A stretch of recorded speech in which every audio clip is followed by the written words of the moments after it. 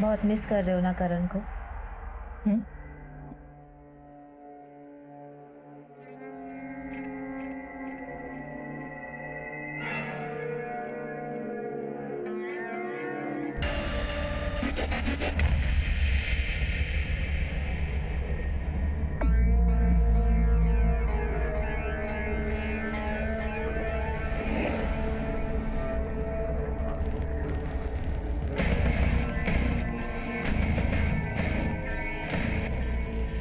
हिम्मत रखिए, सब ठीक हो जाएगा।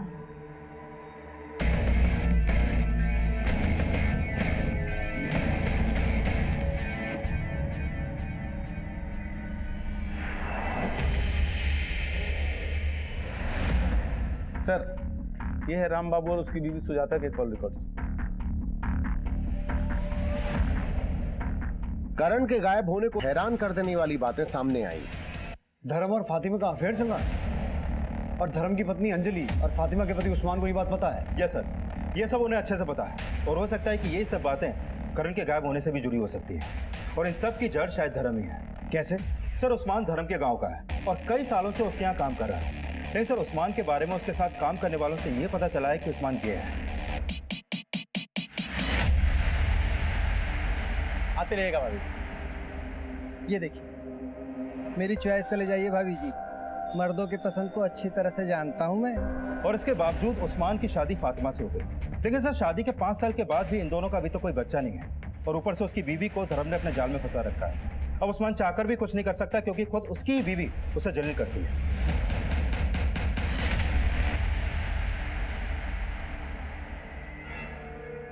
ये जो तू कर रही है ना, ठीक नहीं कर रही है फातिमा। और तुमने जो मेरे साथ किया वो ठीक था? मैं अपनी खूबसूरती सिर्फ तुम्हारे साथ बर्बाद नहीं करना चाहती, और अगर इतनी प्रॉब्लम है तो छोड़ के चले जाओ। तू किसी गलत फहमी में मत रहना। वो कमीना कभी भी तुझे अंजलि भाभी की जगह नहीं देगा। उस्मान जैसे पानी अपनी जगह खुद बना लेता है, वैसे फातिमा भी अपनी जगह बनाना जानती है।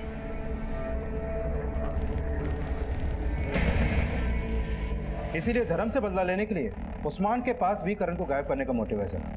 लेकिन सर, दूसरी तरफ मेरा शक फातिमा पर भी जाता है क्योंकि फातिमा और धर्म के अफेयर का पता चलने के बाद से अंजलि अक्सर फातिमा से झगड़ा करती थी। तूने इस घर से निकाल पाएगी ना ही अपने पति के दिल से। ना हाथ काबू में कर ले। तुम्हारा पति खुद चल कर आता है मेरे पास, क्योंकि उसे बुलडोजर की नहीं बुलेट की सवारी भाती है। मैं तुम जैसी बांझ नहीं हूँ। तुम सिर्फ अय्याशी के फूल खिला सकती हो, लेकिन गोदी में बच्चा कभी नहीं खिला सकती, समझी? तो हो सकता है कि अंजलि से नफरत निकालने के लिए फातिमा ने ही करण को गायब करवाया हो। और ये भी पता चला है कि धर्म आए दिन छोटी छोटी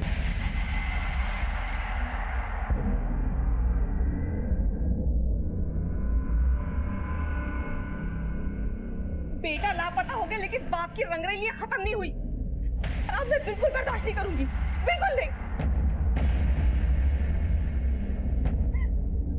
कमीनी, मेरी जिंदगी बर्बाद करके रख दी तुमने। पहले मुझसे मेरा पति छीना और अब मेरा बेटा भी छीन लिया। निकल यहाँ से, दिमाग खराब होगा। निकल यहाँ से, छोड़ मुझे। क्या कर पागल हो गई है क्या? हाँ? लोगों के बीच में तमाशा बनाना चाहती है? वैसे भी अब बच्चा क्या है? अंजलि,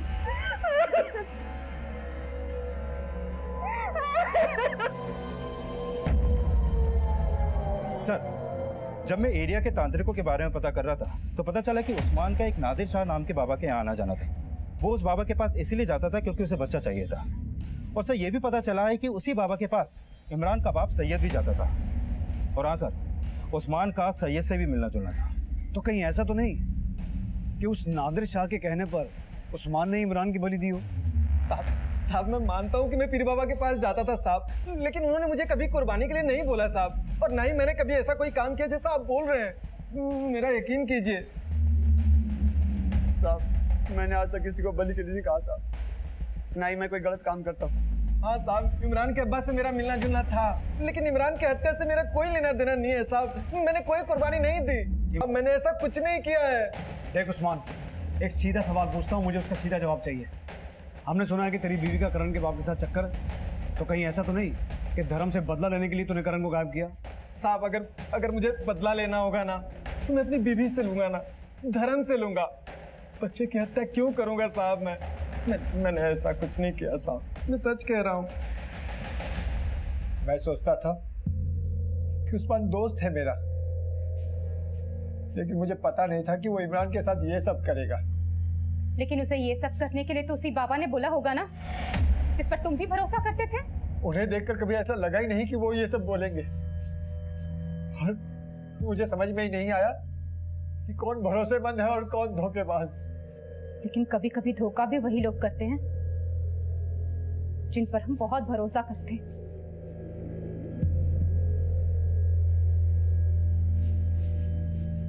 तुम्हारा कोई भरोसा नहीं। जरूर उस्मान ने वही किया होगा जो तुम चाहते थे। जब वो अपनी बीवी तुम्हें सौंप सकता है तो तुम्हारे कहने पे करण को गायब करना उसके लिए कौन सी बड़ी शक नहीं हुआ। और सर, उस तांत्रिक और उस्मान के खिलाफ अभी तक कुछ खास मिला भी नहीं है। सर करण के फादर आए हैं, उन्हें करण की फिरौती के लिए कॉल आया है।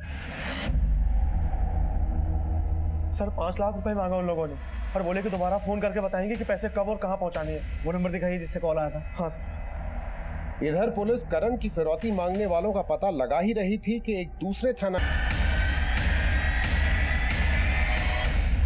इसका क्या रिस्पॉन्स आता मुझे बताना। जाओ। हाँ विनय। सर, करण के फादर को जिस नंबर से वो रैंसम कॉल आया था, वो नंबर हबीबगंज के एड्रेस पे कृपा शंकर के नाम पे रजिस्टर्ड है। जाकर देखता हूँ सर, कौन है कृपा शंकर। ठीक है, कीप अपडेटिंग मी। तब तक मैं करण के फादर से पूछता हूँ कि वो किसी कृपा शंकर को जानते हैं क्या। Okay sir. अपने बेटे के लिए 5 लाख रुपए नहीं है आपके पास? मुझे पूरा यकीन हो गया है आपको कुछ पड़ी नहीं है करण की। अरे इतना मत कोस, पैसा जरूरी नहीं है मेरे लिए, बेटा जरूरी है। तो पुलिस के पास गए क्यों?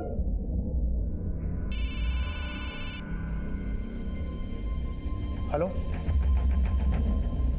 कृपा शंकर?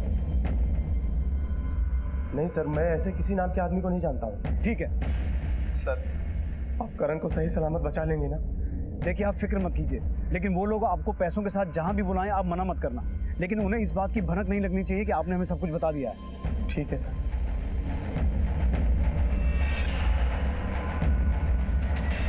सर, हबीबगंज के एड्रेस पे जो नंबर कृपा शंकर के नाम पे रजिस्टर्ड था, वहाँ कोई कृपा शंकर नहीं रहता। विनय, हो सकता है उस कॉल का कनेक्शन उस्मान से हो, शायद उसी ने ये कॉल करवाया हो ताकि किसी को उस पर शक ना हो। लेकिन करण के गायब होने के 10 दिन बाद रैंसम कॉल का आना, ये चक्कर कुछ समझ में नहीं आया। एनीवेज सर प्रशांत विहार में नाले के पास एक बच्चे की लाश मिली है। सर, प्रशांत विहार में नाला उसी तरफ से आता है जहां करण रहता है। हो सकता है लाश करण की हो।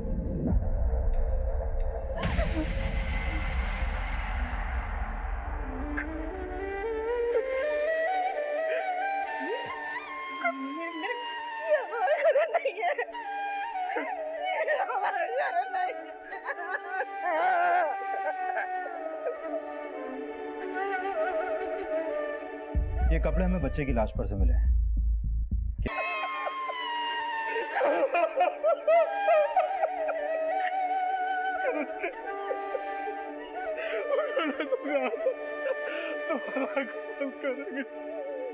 हमारा करण वापस करेंगे।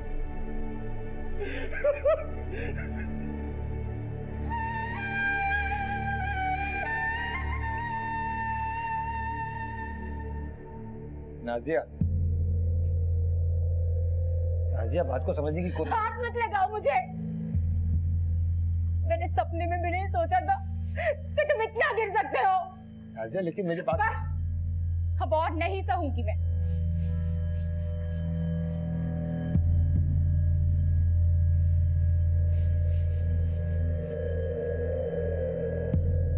सर, किडनैपर्स का उस्मान से क्या कनेक्शन होगा अभी तक क्लियर नहीं है, लेकिन हो सकता है कि ये किडनैपर्स कोई और हो और उन्होंने करण को पहले ही मार दिया और मारने के बाद फिरौती मांग रहे हो। हो सकता है, लेकिन उन्होंने धर्म को कहा था कि वो दोबारा कॉल करेंगे। शायद उस वक्त उन्हें इस बात का अंदाजा नहीं होगा कि हमें डेड बॉडी मिल जाएगी। फिर भी देखते हैं वो दोबारा कॉल करेंगे या नहीं। काफी इंतजार के बाद भी करण के माता पिता को दूसरी रैंसम कॉल नहीं आई और ना ही पुलिस पहला रैंसम कॉल करने वाले से जुड़ी कोई जानकारी जुटा पाई थी। उस तांत्रिक और उस्मान के खिलाफ भी कुछ नहीं मिल पाया था। इमरान मर्डर केस किसी नतीजे तक नहीं पहुंच पाया था। उसकी मौत पानी में डूबने की वजह से ही हुई और इस रिपोर्ट में यह भी सामने आया है कि करण को काफी लंबे समय से मॉलेस्ट भी किया जा रहा था। और सर, उसकी मौत उसी दिन हो गई थी जिस दिन वो गायब हुआ था। क्या करण को मॉलेस्ट? जी हाँ।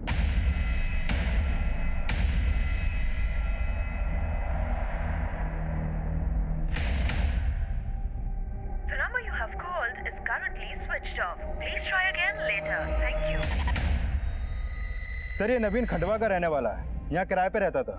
काफी टाइम से उसके घर में ताला लगा है और उसका फोन भी बंद है सर।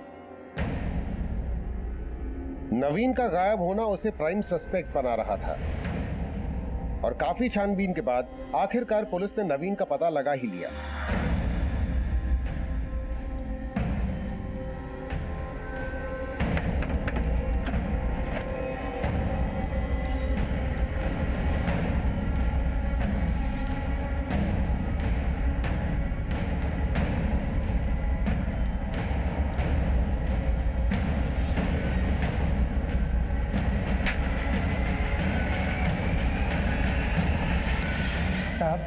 साहब मैं मानता हूँ कि मैं करण के साथ वो सब कर रहा था, लेकिन साहब मैंने करण को नहीं मारा साहब। उसे मारा नहीं तो भागा क्यों था? साहब करण गायब हो गया था और साहब मैं देख रहा था कि आप लोग आए दिन मोहल्ले में पूछताछ कर रहे थे। साहब मुझे ऐसा लगा कि कहीं आपको ये सब पता ना चल जाए कि मैं करण के साथ, इसलिए साहब डरकर मारा भाग गया था मैं। लेकिन साहब मैंने करण को नहीं मारा साहब मैंने करण। नवीन अपने बयान पे कायम रहा कि उसने करण की हत्या नहीं की थी और तभी इमरान मर्डर केस से जुड़ा एक और राज सामने आया। सर इमरान के फादर सैयद के बारे में कुछ बातें पता चली। कुछ दिनों से सैयद के अपनी बीवी के साथ लगातार झगड़े हो रहे हैं और उनके घर से झगड़ों की आवाजें आती हैं। पड़ोसियों ने बताया कि उन्होंने इमरान की मां को कई दिनों से घर से बाहर निकलते हुए नहीं देखा है।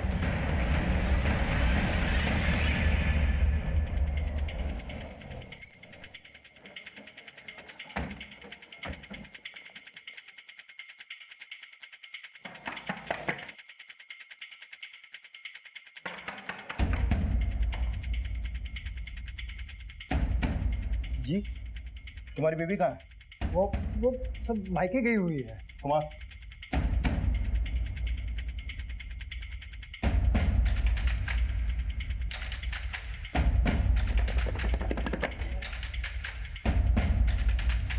संगीता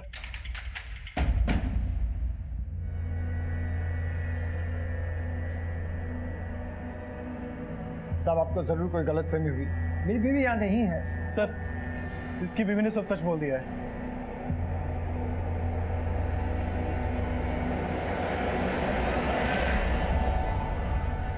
साहब ऐसा नहीं कि मैं अपने बेटे इमरान से प्यार नहीं करता था, बहुत प्यार करता था, लेकिन बेरोजगारी की वजह से बहुत तंगी आ गई थी।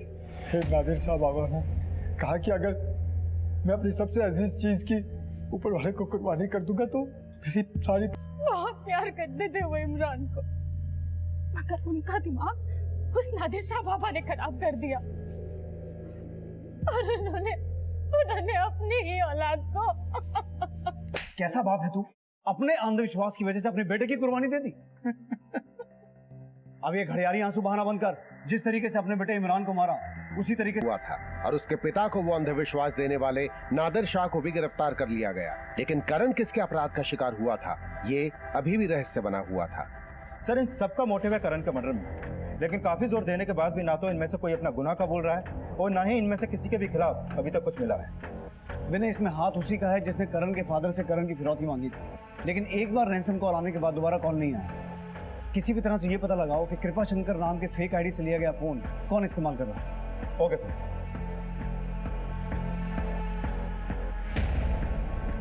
काफी कोशिशों के बाद पुलिस को उस दुकान का पता चला जहां से फेक आईडी देकर वो नंबर अलॉट किया गया था और जल्द ही पुलिस ने उन लोगों को ट्रैक डाउन कर लिया जिन्होंने करण की फिरौती मांगी थी। सर जिस नंबर से करण के फादर को रैंसम कॉल आया था और वो नंबर जिस दुकान से फेक आईडी देकर खरीदा गया था उस दुकान को पता चला है सर, और वहां से ये भी पता चला है कि वो नंबर ये नरेश और जोगी ने खरीदा था। कौन है ये दोनों? सर ये दोनों राम बाबू की किराना शॉप पे काम करते हैं। तो राम बाबू ने करण से इस बात की दुश्मनी निकाली कि करण ने उसके बेटे अंकित को।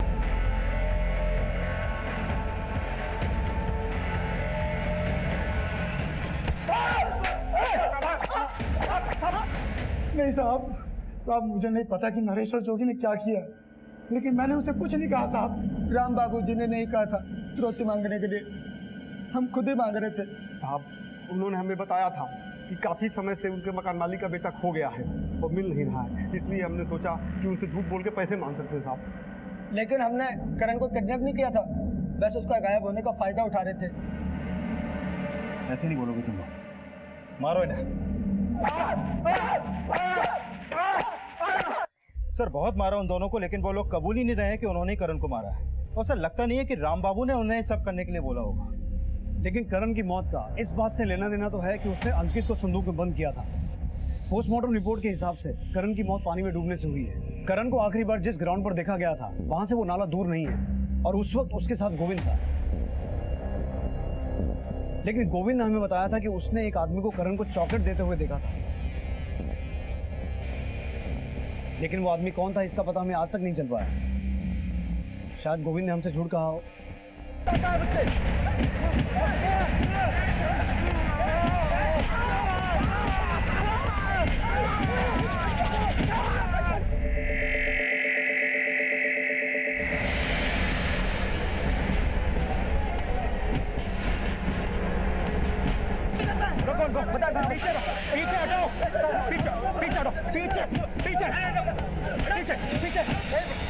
पीछे हटो। क्यों मार रहे हो लोगों को? साहब ये दोनों बच्चा चोर हैं। किसका बच्चा चुराने की कोशिश की इन लोगों ने? बोलो, किसने देखा इनको बच्चा चुराते हुए? बिना कुछ सोचे समझे ऐसे पीट रहे थे इन दोनों को। साहब ऐसे नहीं पीटा, यहाँ पे जगह जगह से बच्चे गायब हो रहे हैं। इन्हें पहले यहाँ कभी नहीं देखा। हमको पूरा शक है कि ये दोनों बच्चा चोर हैं। क्यों भाई लोग बच्चा चोर हैं? एक मिनट, हम देखते हैं। अजीत, हॉस्पिटल लेके जाओ इनको।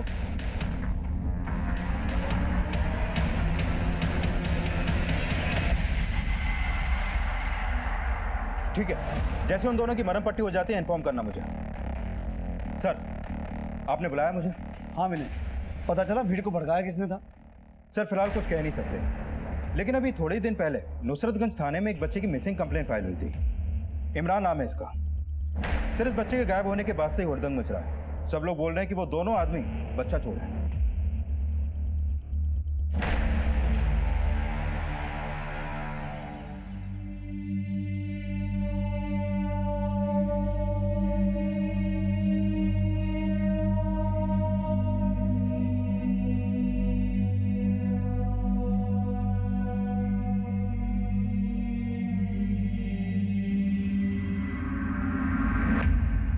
साहब हम लोग बच्चा चोर नहीं है साहब। हम लोग टिहरी गांव के गरीब लोग हैं साहब। हम और हमारे समुदाय के लोग गांव से शहर आके तमाशा दिखाते और भीख मांगते साहब। हम लोग बच्चा चोर नहीं है साहब। मिश्रा सर, इनका नाम पता नोट करो और फिलहाल कस्टडी में रखो। ओके सर, आइए। विनय, इनके बारे में सब कुछ अच्छे से पता करो। देखो सच बोल रहे हैं कहानी बना रहे हैं। Okay sir. सर अपने एरिया से आज एक करण नाम का बच्चा मिसिंग हुआ है। अभी अभी उसके फादर ने कंट्रोल रूम में फोन किया था।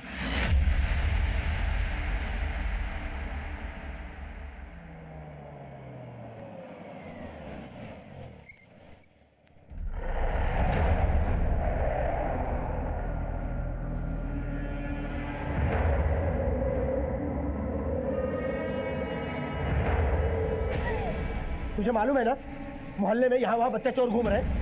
सारे बच्चे स्कूल के आधे रास्ते से घर लौट आए। ऐसे माहौल में भी कंगाल। अगर गोविंद ने वहां करण के साथ किसी को देखा था तो हो सकता है किसी और ने भी कुछ विटनेस किया। Okay sir. 5 वर्षीय गोविंद के बयान के आधार पे अब उस अज्ञात आदमी का पता लगाया जा रहा था जिसे गोविंद ने 7 वर्षीय करण को चॉकलेट देते हुए देखा था। लेकिन फिलहाल कोई भी लीड नहीं मिल पाई थी और भीड़ की हिंसा का शिकार हुए उन 2 के बैकग्राउंड में भी कुछ खास सस्पिशियस नहीं मिला था। सर उन दोनों आदमियों के बारे में पता चला है जिनकी भीड़ ने पिटाई की थी। वो टिहरी गांव के और उनका कोई क्रिमिनल रिकॉर्ड भी नहीं है। करण की कोई लीड?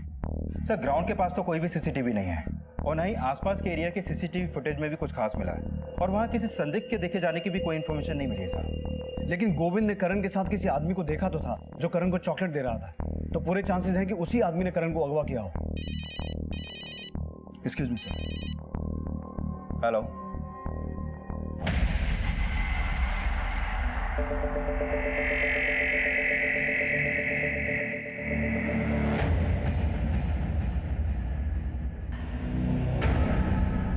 आइए सर। हटिए हटिए, पीछे। सर बच्चे का चेहरा काफी खराब किया गया है। देखने से लगता है कि काफी समय पहले बॉडी डंप की गई थी। करण तो कल ही गायब हुआ है। तो फिर ये बॉडी किस बच्चे की होगी?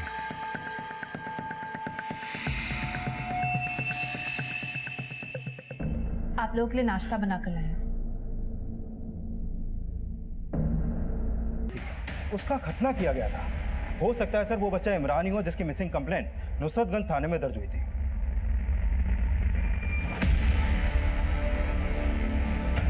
राम बाबू, तूने मेरे करण के साथ दुश्मनी निकाली ना, साला छोड़ूंगा नहीं। जा तो मत दिखा। तू जानता नहीं है मुझको। तेरे बीवी बच्चों को साले पे भीख मंगवाऊंगा। अभी मेरे घर में कोई नहीं रहेगा। निकल, सब लोग निकल घर से। किराया देते हैं हम लोग, मुफ्त में नहीं रहते, समझा ना? अच्छा। और अगर अभी मेरे पति को हाथ लगाया ना तो मुझसे बुरा कोई नहीं होगा। जबान संभाल कर बात कर इनसे।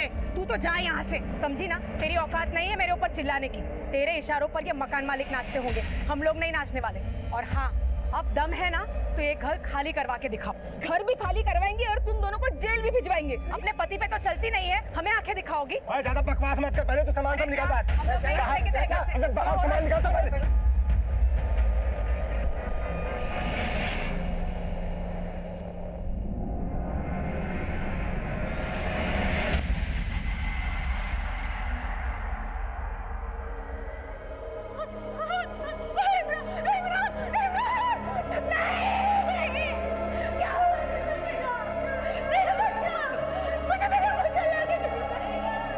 संदूक में मिली लाश की पहचान इमरान नाम के बच्चे से कर ली गई थी, लेकिन करण की तलाश अब भी जारी थी। इमरान की लाश उसी थाना क्षेत्र में मिली थी जहां करण का मिसिंग केस फाइल हुआ था। लिहाजा करण का मिसिंग केस इन्वेस्टिगेट कर रही पुलिस को इमरान मर्डर केस भी सौंप दिया गया। 10 दिन पहले मैं और इमरान ईद की खरीदारी करने के लिए बाजार गए थे। अचानक वो वहां खो गया। मैंने उसे आसपास बहुत ढूंढा तो कुछ लोग बोले कि ये जरूर बच्चा चोर का काम है। हमने इमरान का केस स्टडी किया है। जब से इमरान गायब हुआ है आपने किसी पर शक नहीं जताया और हमें इमरान की बॉडी इस संदूक में मिली थी। इस संदूक को पहचानते हैं आप? हो सकता है इमरान के गायब होने में किसी आपके जानने वाले का हाथ हो जिसका ये संदूक हो। हमें कुछ समझ में ही नहीं आ रहा है कि किसने हमारे इमरान को।